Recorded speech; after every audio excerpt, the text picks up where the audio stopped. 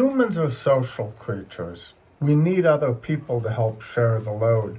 And the truth of the matter is, when dealing with something like the addiction of our children, we need other people to help share the load. We cannot go through this alone.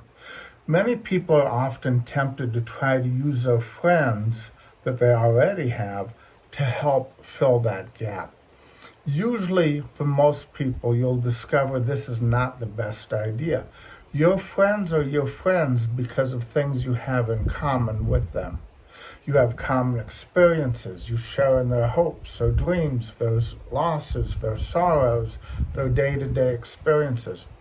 Most of them cannot relate to what you're going through as a parent of an addicted child. And those that can want to keep that fact quiet. If they didn't, you would already know they were struggling with this. So you're going to need to find people that can share the load. Where to look? Well, there's several studies that we're going to look at today.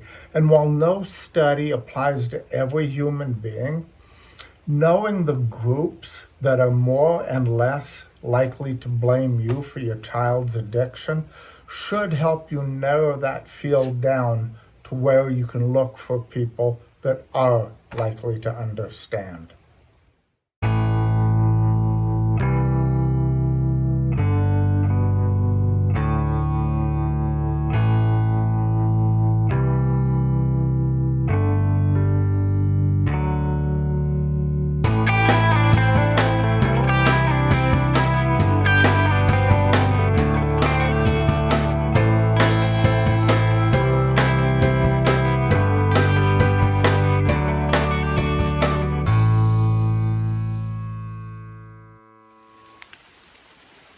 Collins, Cox, and Leonard wanted to know the answer to that exact same question. They wanted to know what makes people more or less likely to blame the parents.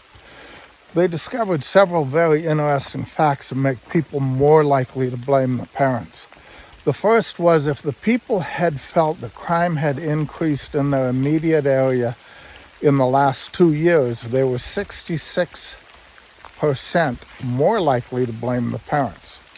If at the same time they had felt that drug use, drug addiction, and homelessness had increased in their area, they were 93% more likely to blame the parents. If the person had been personally victimized by crime, they were much, much more likely to blame the parents. But what was interesting was each additional victimization resulted in another 13% more likely to blame the parents. So people that had been victimized by crime several times were more likely. But interestingly, people who had been victimized by the justice system, prosecutors not doing their jobs, judges not sentencing harshly, justice denied, any of that, also were far more likely to blame the parents. But the biggest indicator was perhaps the fact that when people felt that the young people were being disrespectful, not treating people with the dignity and respect that should come to them, they were 24 times more likely to blame the parents for both crime and drug use and drug addiction. So those are factors that we can look at and say, okay, these are things that make the person more likely to blame the parents. Does that make sense? They also discovered several factors that made it far less likely that people would blame parents for the delinquency and drug addiction of their children. The first of these was income levels. Society would have us to believe that upper income level are less tolerant, and the rich are often villainized, tax the rich, all of this. But that's not what the study showed. What the study showed was that lower income people were 3 times more likely to blame the parents than were middle class and upper income people. The other thing that was really interesting was parenthood. On the one hand, parents were shown to be far more likely to blame delinquency and drug addiction on poor parenting than were non-parents.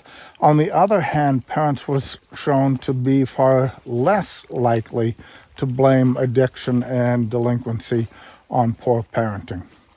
I know, contradictory, isn't it? The answer lies in a deeper investigation as to the respondents. Those respondents who had rose-colored glasses on, who said, oh, my child could never do X, Y, and Z, were far less forgiving of parents. Those whose children had removed the rose-colored glasses for them were far more likely to say, no, it's not poor parenting after all. The other one that was really very interesting, because it flies in the face of social concepts and constructs, is the entire idea about moral accountability. Usually those areas that stress personal responsibility and accountability, those conservative areas, are portrayed as being less tolerant, more blaming, etc. But again, completely not what the study showed. What the study showed was that in those areas, those more conservative areas that stress personal responsibility and accountability, the perpetrator, the addict, the criminal, the delinquent was seen as a young adult and thus personally responsible for their own actions, where the parents were then not seen as being personally responsible for the young adult's actions.